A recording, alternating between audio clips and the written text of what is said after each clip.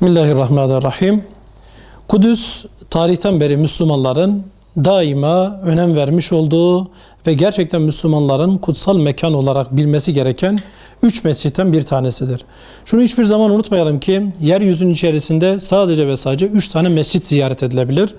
Bunlardan bir tanesi Allah Resulü Aleyhisselatü Vesselam bunun Mescid-i Aksa olduğunu söylemiştir. Bir diğer taraftan baktığımızda Mescid-i Aksa Müslümanların kutsal mekanıdır ve bununla beraber tarih içerisinde ne zaman Mescid-i Aksa Müslümanların eline geçmiş ise Müslümanlar yeryüzünde hüküm sürmüş, yeryüzünde uhuvvetleri, birliktelikleri ve vahdetleri bu noktada en üst düzeyde olmuştur. Ama ne zaman ki Kudüs Müslümanların elinden çıkmış ise Müslümanlar perişan, darmadağın bir halde kalmışlardır. Baktığımız zaman Müslümanların bilinçlerinde ve tarih şuurlarında ve şu anki gündemlerinde, mücadelesinde Kudüs'ü canlı tutmak, Mescid-i Aksa'yı canlı tutmak bizim için bir vecibedir. Bugün baktığımız zaman terörist İsrail Mescid-i Aksa'yı işgal etmiş ve Mescid-i Aksa'nın üzerinde kirli projelerini gerçekleştirmek için her türlü zulmü ve vahşeti uygulamaktadır. Baktığımız zaman daha önce Mescid-i Aksa'yı direkt yıkma girişiminde bulunamayan terörist İsrail, bununla beraber Mescid-i Aksa'yı yakma girişiminde bulundu. Bununla beraber şu an Mescid-i Aksa'nın altını oyarak onun herhangi bir şekilde temelsiz kalmasını ve bununla beraber en kısa süre içerisinde yıkılmasını kendisi bekliyor. Ve baktığımız zaman bununla beraber Müslümanlar bugün orada cihad ediyorlar, mücadele ediyorlar. Onların mücadeleleri Mescid-i Aksa'yı kurtarmak ve oranın özgürlüğüne kavuşması için mücadele etmektir. Baktığımız zaman onlar belki kendi cihatlarını yapıyor fakat bugün bizim de cihadımız onların Kudüs davasını sahiplenilmesi ve bu noktada Müslümanların ellerinden geleni yapması gerekiyor.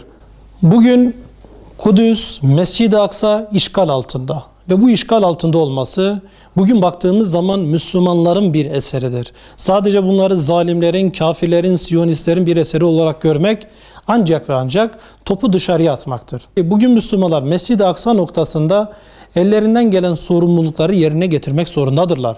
Bunlardan birincisi her Müslümanın Mescid-i Aksa'nın önemini, tarihsel sürecini ve dini boyutunu iyi bilmeleri lazım.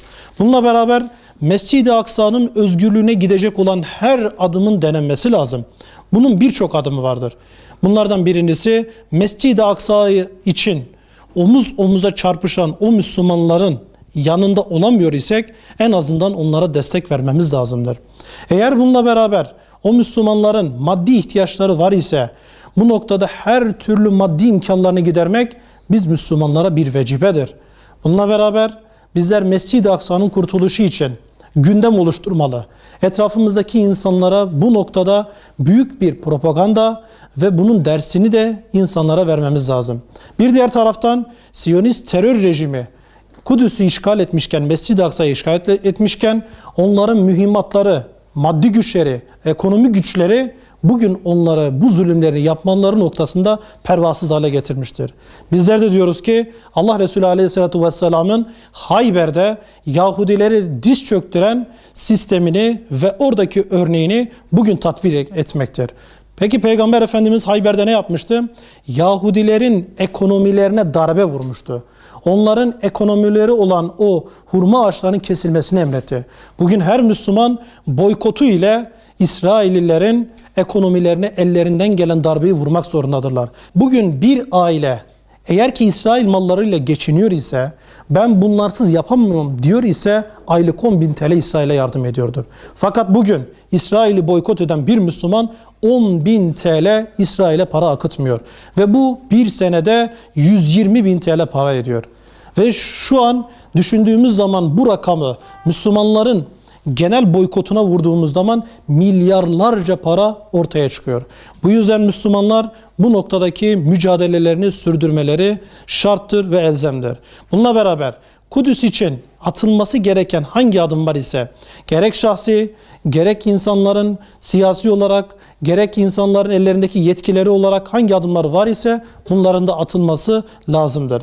Baktığımız zaman Müslümanlar bir diğer taraftan Kudüs'ü gündemde tutacak olan özellikle yürüyüşlere protestolara, konferanslara, söyleşilere, her türlü etkinliğe katılsınlar ki hayatlarından, fikirlerinden ve yaşamlarından Gazze, Filistin asla geride kalmasın.